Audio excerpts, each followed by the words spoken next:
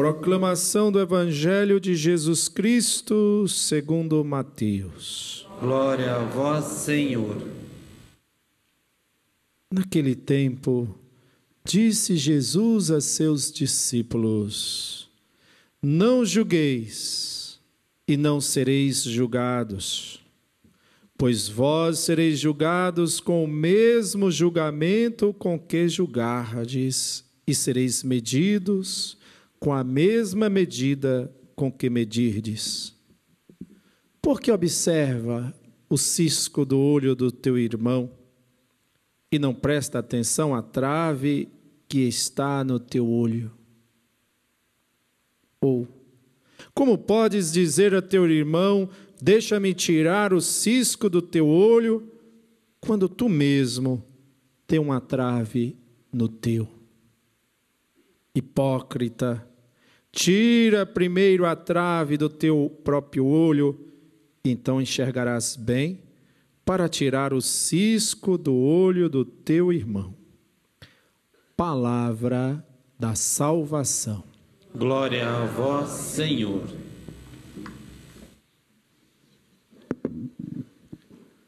Caro Dom Estevão, caros irmãos e irmãs que aqui participam da celebração eucarística, irmãos e irmãs que nos acompanham, tantas partes deste Brasil e, graças à internet, também de outros países do mundo.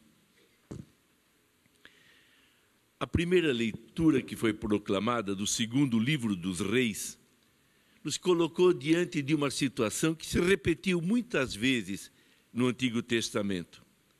O fato narrado aconteceu no século VIII a.C., quando os assírios invadiram lá aquela região da Samaria, derrotaram os judeus e fizeram o que os vencedores faziam. Levaram para o seu país os homens e todos que tivessem condições de trabalhar como escravos, naturalmente. Deixavam no próprio país crianças, idosos, doentes. Esses que foram para o exterior, que foram levados, nunca mais voltaram.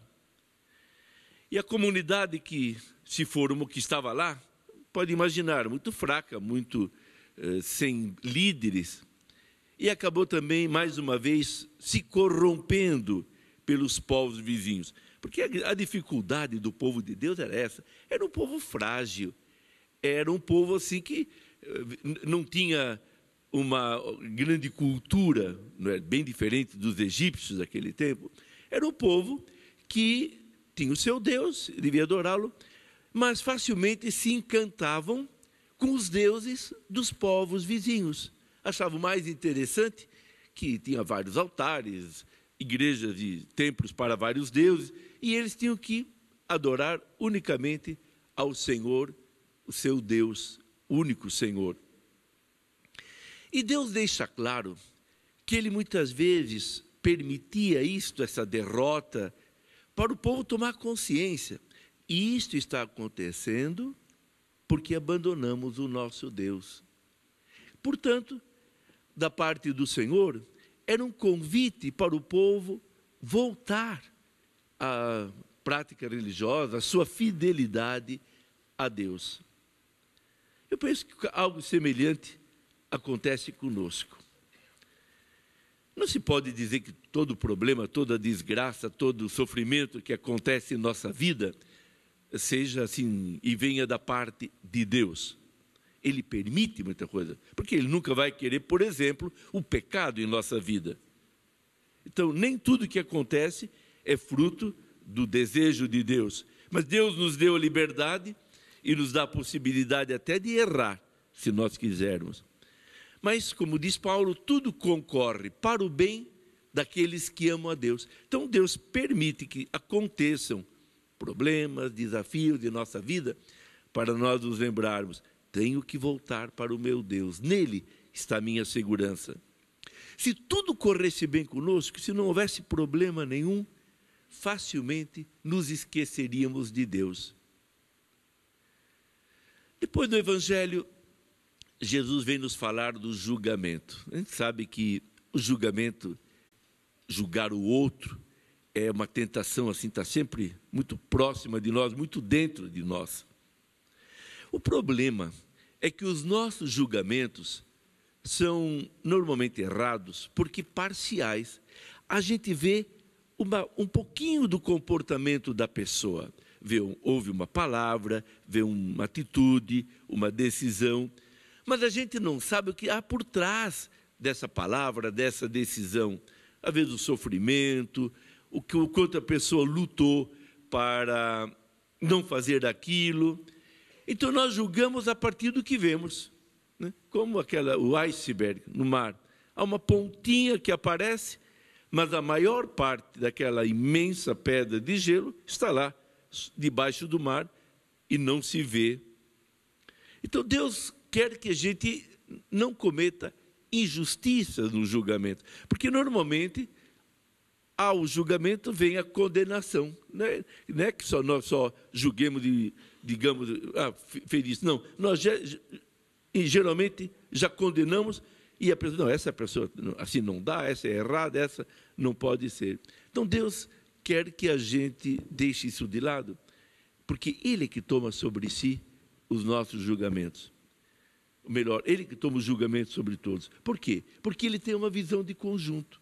Deus vê o íntimo do coração, a luta da pessoa, sua fraqueza, suas limitações. Então, o julgamento de Deus é completo, é total. Nem nós, muitas vezes, não temos capacidade de compreender aquilo que fazemos, mas Deus tem. Ele sabe de que é feito o coração humano e conhece a marca do pecado, a nossa inclinação para o mal, a inclinação em nosso coração. Não julgar. E o Senhor lembra que o nosso julgamento da parte de Deus vai depender da maneira como nós julgarmos. Se formos severos, o nosso julgamento será severo. Se formos benignos, o nosso julgamento será benigno. Mas não só não julgar, o Senhor nos ensina. Ele nos ensina também a ser misericordiosos. Misericordiosos. Miser em latim é pobre. E cor significa coração. Então, misericordioso é aquele que tem um coração voltado para o pobre, para o necessitado. Porque pobre na Bíblia é, acima de tudo, aquela pessoa que está numa situação de necessidade e ela sozinha não vai conseguir sair dessa situação.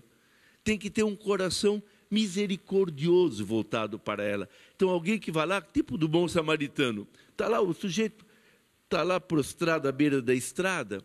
Se não tiver um bom samaritano que pare, se abaixe, pegue aquele homem que foi assaltado e ferido, coloque num animal, leve para uma hospedaria por cuidado, se não houver isso, aquele homem vai morrer. Então, o bom samaritano é aquele coração misericordioso. E se nós voltarmos o nosso olhar ao nosso redor, dentro da nossa casa, com as pessoas com quem nos relacionamos, nós vamos ver para quantas pessoas precisamos ser misericordiosos. Ter esse coração. Porque muitas vezes nós julgamos, mas não sabemos a necessidade, o sofrimento dela. E o misericordioso é aquele, então, que em vez de julgar, se debruça, toma ajuda e dá uma solução eficaz. E se nós formos misericordiosos, o Senhor será misericordioso conosco, porque Ele é o bom samaritano que se debruça sobre nós. Então, o que o Senhor quer nos ensinar? A compreender o outro, a ser capazes de nós nos colocarmos no lugar do outro, para ver um problema, um desafio, uma realidade, não do nosso ponto de vista, mas do ponto de vista do outro. Como estamos aqui? Eu estou vendo vocês, desse meu ângulo aqui. Agora, se eu me colocar no lugar de vocês, o que eu vou ver é diferente. Eu vou ter uma ideia daquilo que vocês estão vendo. Então, esse é o ideal na vida. É difícil, muito difícil, porque nós somos muito duros nessa parte. Mas o Senhor quer nos ensinar que não, temos que mudar o nosso coração, tirar esse coração de pedra que é em nós, colocar um coração de carne, um coração misericordioso.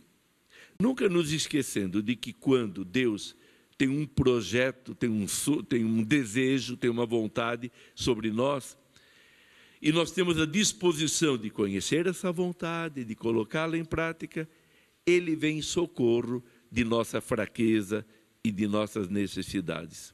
Porque Ele é aquele que sabe, como bom samaritano, que nós precisamos dEle e que sem Ele nada conseguiremos.